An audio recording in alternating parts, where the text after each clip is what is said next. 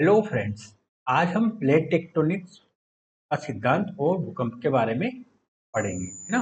तो सबसे पहले देखेंगे हम प्लेट टेक्टोनिक्स क्या होता है। प्लेट टेक्टोनिक्स का सिद्धांत पृथ्वी की ऊपरी सतह, है ना, ऊपरी सतह जो होती है वो लिथोस्फीयर कहलाती है।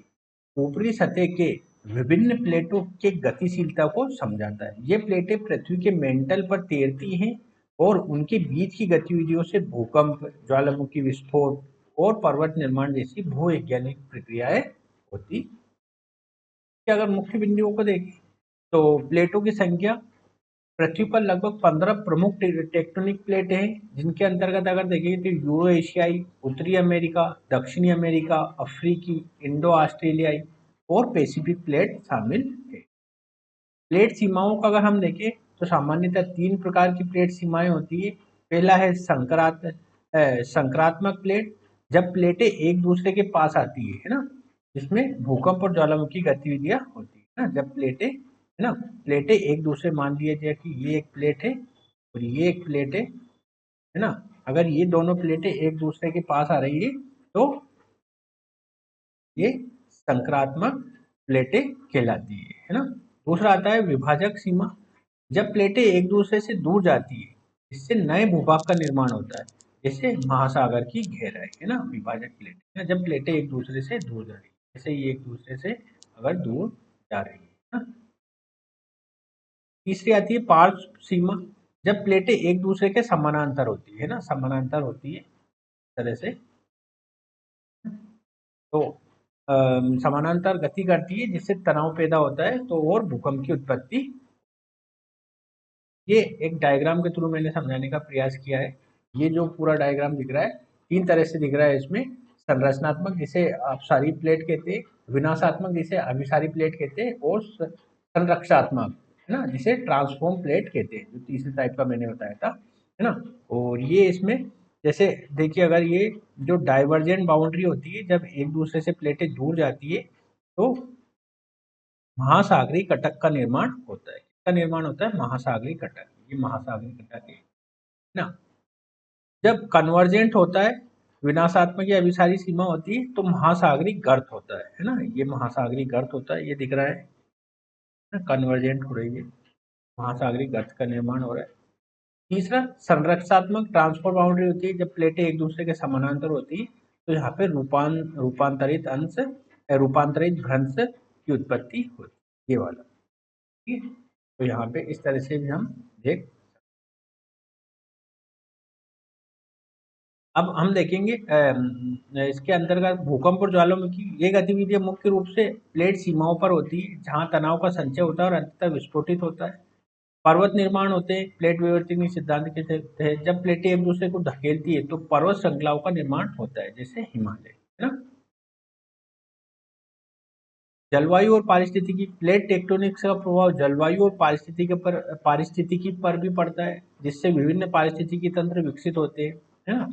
तो ये पूरा प्लेट टेक्टोनिक्स है। सामान्यतः प्लेट टेक्टोनिक्स क्या होता है, जब पृथ्वी पर प्लेटें एक दूसरे से दूर जाती है या टकराती है या एक दूसरे के ऊपर संचलन करती है ना, समानांतर संचलन करती है, तो उससे तो उसे प्लेट टेक्टोनिक्स कहते हैं। इसके कारण क्या आता है? भूकंप आता है, ज्वालामुखी गतिविधियां होती है ना, पारिस्थितिकी पे प्रभाव पड़ता है ना।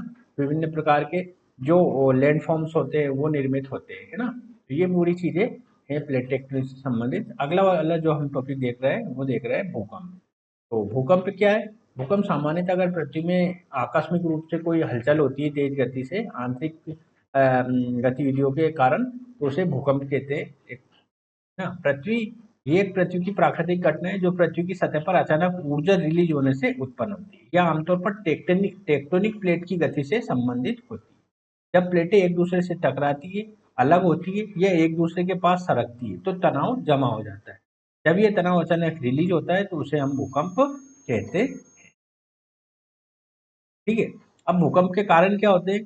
पहला तो है टेक्टोनिक प्लेट की गति, ये मुख्य कारण है जिससे प्लेटों के बीच तनाव संचय होता है। दूसरा होता है विस्फोटक गतिविधि, जब ज्वालामुखी विस्फोट, कहीं अगर ज्वालामुखी का कोई विस्फोट हो रहा है तो वहां भी भूकंप उत्पन्न हो सकता है। जो भूकंप है, इसको दो तरीके से मापा जाता है, एक तो रिक्टर स्केल पर और एक होता है मर्केली स्केल पर।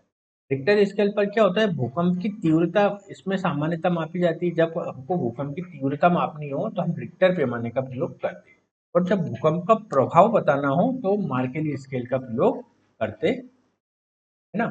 इसके अगर प्रकार भूकंप के प्रकारों को देखें तो सामान्यतः दो प्रकार का होता है। पहला होता है सतही भूकंप, है ना। 70 किलोमीटर की गहराई से अगर कम वाला भूकंप है तो वो सतही भूकंप कहलाता है, और अगर 70 किलोमीटर से अधिक गहराई वाला भूकंप है तो वो गहरे प्रकार के भूकंप कहलाता। भूकंप के प्रभाव, वैसे प्रभाव तो बहुत विस्तृत होते हैं, हम इसको कुछ शब्दों में देख लेते हैं। जैसे भौगोलिक, जमीन का फटना, भूमि का धंसना।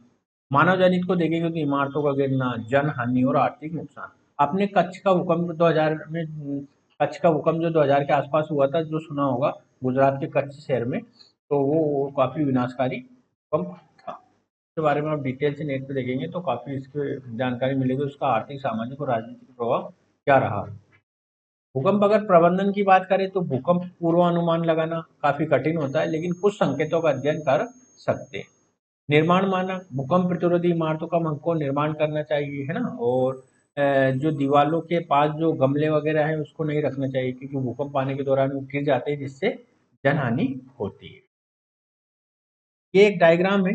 जैसे यहाँ पे अगर भूकंप उत्पन्न हुआ, है ना, पृथ्वी के अंदर यहाँ पे भूकंप उत्पन्न हुआ, तो पृथ्वी के ऊपर जो केंद्र होता है वो एपिसेंटर कहलाता है। ये एपिसेंटर है ना, ये एपिसेंटर बता रहा है। और जहाँ पे भूकंप उत्पन्न होता है उसे भूकंप केंद्र कहते हैं, है ना, भूकंप केंद्र कहते हैं। और ये जो तरंगे हैं भूकंपीय तरंगे कहलाती हैं, है ना? ये जो तरंगे भूकंपीय तरंगे कहलाती हैं। और भूकंप की वजह से जो फॉल्ट वगैरह होते हैं ये फॉल्ट कहलाते हैं, है ना? ये पूरा भूकंप का है। भूकंपीय तरंगे होती है तीन तरह की: प्राइमरी तरंगे, सेकेंडरी तरंगे और एल तरंगे। प्राइमरी तरंग क्या होती है? ये तरंगे सबसे पहले आती है और वे सीधे आगे पीछे की दिशा में चलती है। संपीड़न और विस्तार होता है। पी तरंगों के कणों का संपीड़न और विस्तार होता है, जिससे ये तरंगे गैस, तरल और ठोस तीनों में गमन कर सकती है। ये तरंगे अन्य तरंगों की तुलना में सबसे तेज होती है ना। जो जो अन्य तरंगे होती है इसकी, उन तरंगों की अपेक्षाकृत ये सबसे तेज होती है।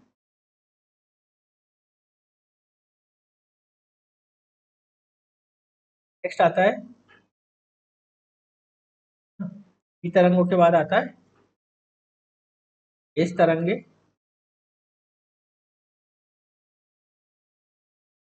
पी तरंग के बाद एस तरंग आता है, इसको सेकेंडरी या शेयर्स तरंग भी कहते हैं। एस तरंगे पी तरंगों के बाद आती है और ये तरंगे ऊर्ध्वाधर दिशा में चलती है।